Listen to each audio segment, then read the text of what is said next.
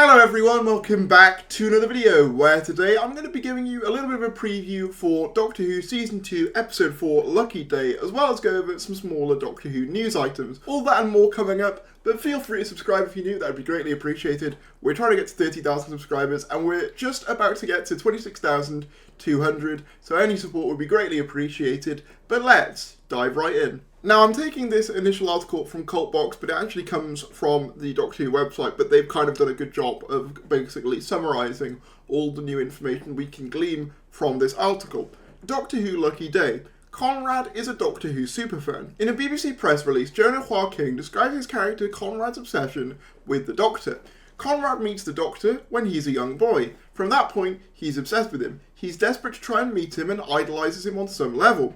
He's dedicated a lot of his life to finding out about him and trying to meet him. When we meet Conrad, he's running a podcast which, at least in part, focuses on sightings of the Doctor. He's a superfan. So there's a couple of interesting aspects to this. Obviously, on one level, him being a fan of the Doctor is very, very interesting. It reminds me a lot of Elton and that whole Linda organisation. But it also sort of reminds me of Doctor Who Redacted, which was the audio series done by Juno Dawson, which revolved around a bunch of people having an in-universe podcast where they discuss the events of Doctor Who. Very similar to that. It's also interesting that we're doing another sort of Doctor fan type character after we've had obviously literal Doctor Who TV show fans in Lux, kind of playing on all of these themes of Doctor Who and its relationship to the audience, which I think is very interesting. And it makes me wonder too if his reasons for getting with Ruby Sunday are not entirely altruistic or not entirely, based purely on love, and if there is an aspect to it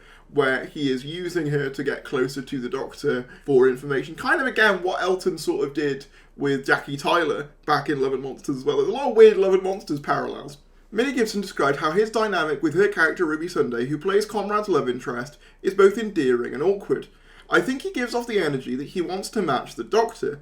It's one of them where your new boyfriend wants to be better than your ex. However, he is just so sweet and so clumsy. He has these really cute characteristics and attributes where he's just a little bit of a clown, and it's a lovable energy. So yeah, again, very interesting, that idea of him wanting to basically one-up the Doctor and impress Ruby in this way.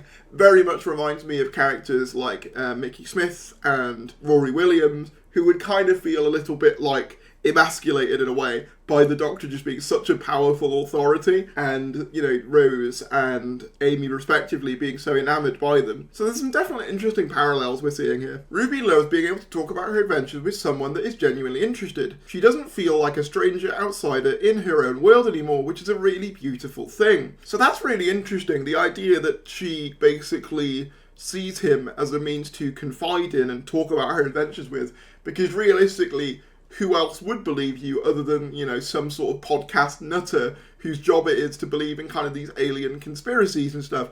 That sort of makes sense. Again, part of me also is reminded of Clive as well in Rogue, where obviously he has that website. She initially doesn't believe him, but you can tell that, he's the only one that would believe some of the things that Rose was saying. So I can see why Ruby would find comfort in the idea of basically a Doctor conspiracy theorist who she could actually talk to this stuff about and would actually be somewhat believing of, rather than just being immediately dismissing or thinking you're a nutter. There's a scene where Ruby talks about all her experiences in Season 1, and I love a specific line that Pete wrote for Ruby. She's opening up to Conrad about her PTSD from her travels with the Doctor. It was a really strong speech and was also kind of humorous, because it's so bonkers what she experienced.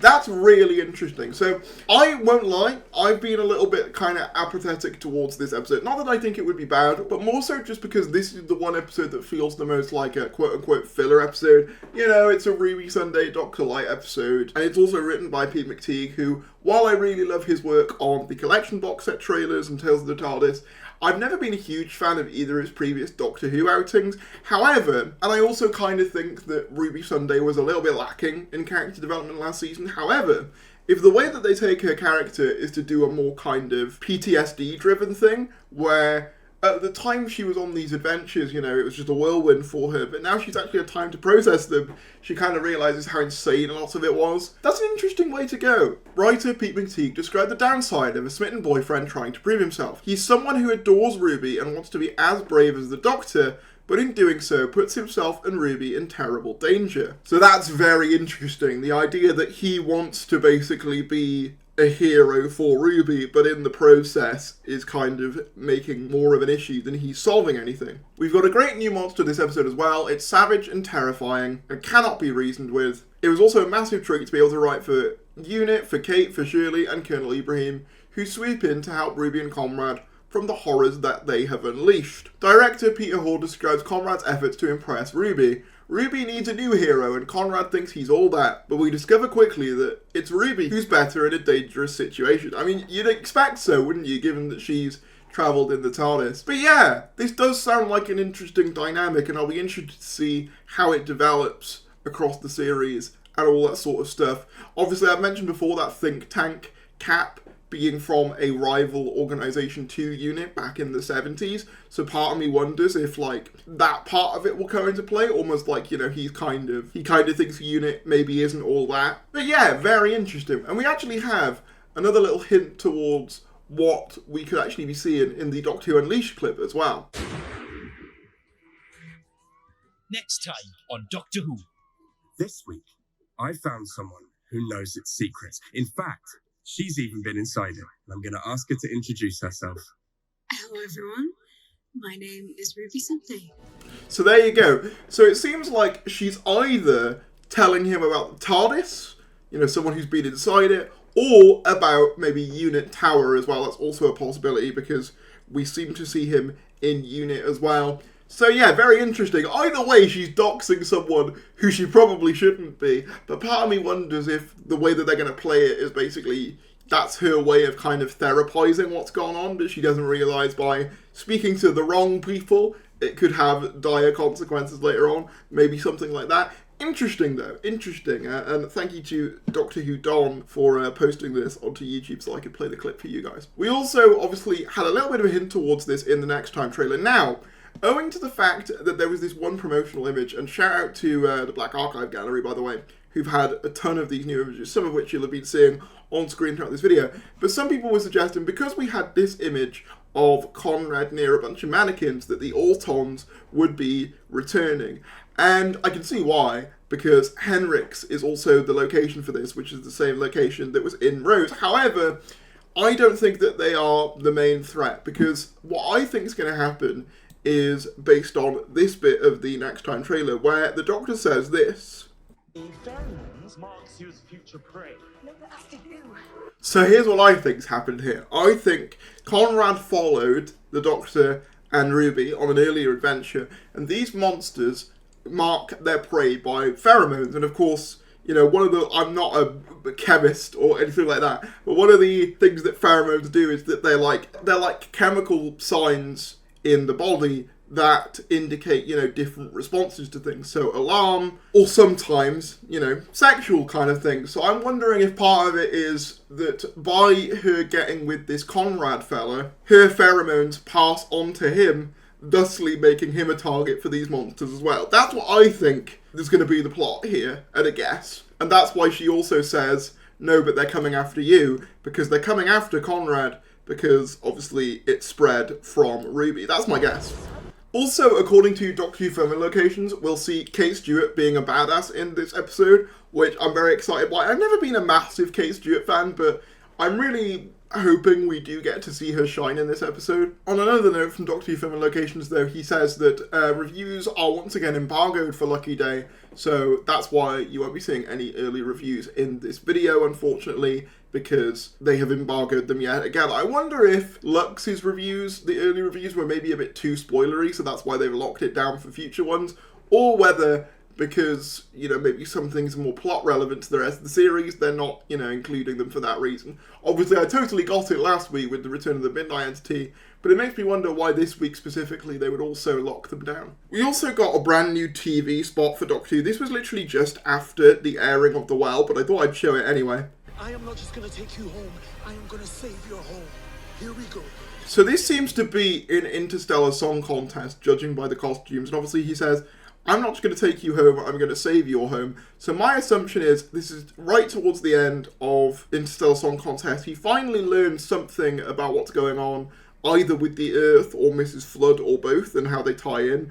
And then this is basically them flinging to action towards the finale. That's my guess as to what this is, which is very exciting. Finally, I just wanted to bring this up because I found it really interesting. Black Mirror creator Charlie Brooker was asked to write for Doctor Who. Two of the world's most popular sci-fi series collide as Charlie Brooker reveals he was invited to write for Doctor Who. So yeah, Charlie Brooker was recently interviewed, and he says, however, it transpired that the writer was once invited to contribute to another sci-fi giant, Doctor Who. I was sort of asked about Doctor Who once, he revealed, clarifying, I wasn't asked to run it, I was asked to write for it. And it felt like a bit like the Home Office asking you to do something, like it was my national duty.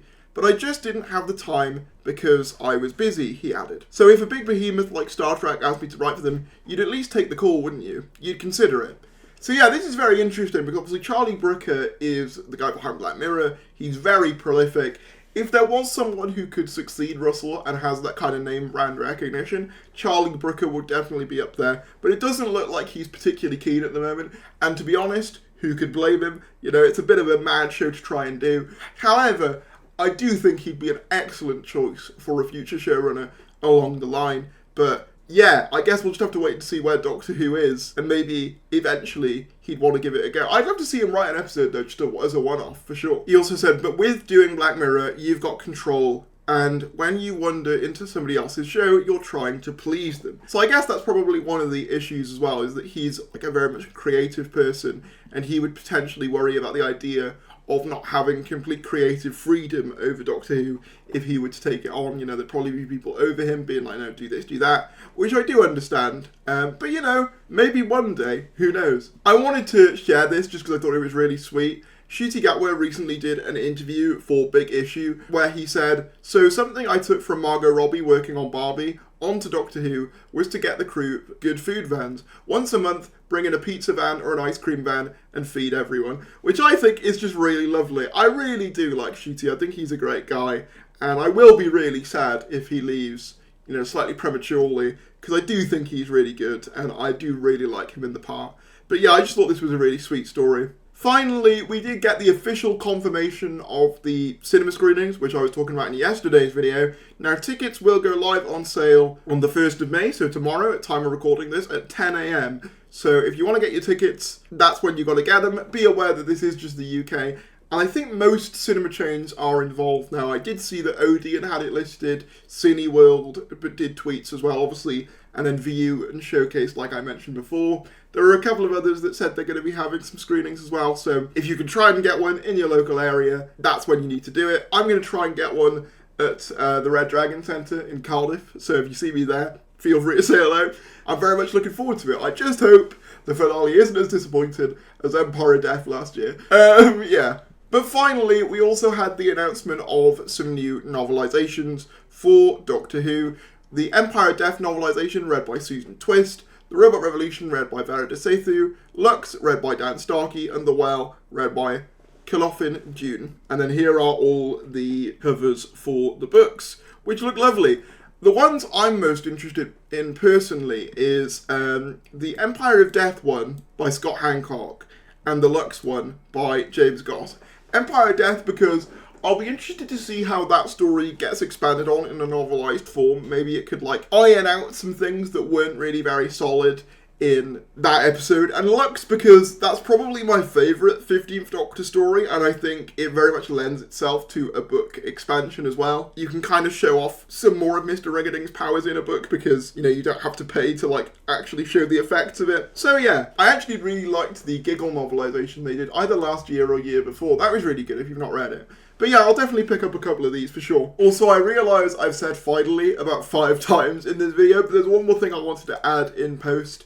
We just got the BBC One listing for episode 5, The Story in the Engine, so I thought I'd read you the synopsis they've given as well as the airtime and stuff like that. So, episode 5, The Story in the Engine. In Lagos, the mysterious barber reigns supreme. The Doctor discovers a world where stories have power, but can he stop the spider and its deadly web of revenge? So yeah, obviously playing with the idea that stories are powerful. We kind of put this together in the Doctor Who magazine video. Obviously, we also know that the writer of this episode, Inuit Ellams, is a brand new writer, and he also makes a cameo in this episode as a market seller by the looks of things. I'm very intrigued by this episode. Obviously, I've mentioned before the connections to African mythology, which sound very, very interesting. I'm looking forward to seeing a brand new writer. This is probably one of my most anticipated alongside episodes 2 and 3. I think those 3 were my 3 most excited for, and we've had 2 of those now. And obviously this is the 3rd one, I think. So yeah, I'm very intrigued by this one. 47 minutes long as well, and airing at 7:10. So a couple minutes longer than some of the episodes we've had. I feel like some of them have only just managed 45 minutes, or maybe a little bit less. I could be wrong, but yeah, nice to see that there's a couple more minutes added on, albeit probably not that much in the end. But that's about all I have time for. If you did enjoy this video, be sure to give it a like, subscribe if you're new, and I'll see you later.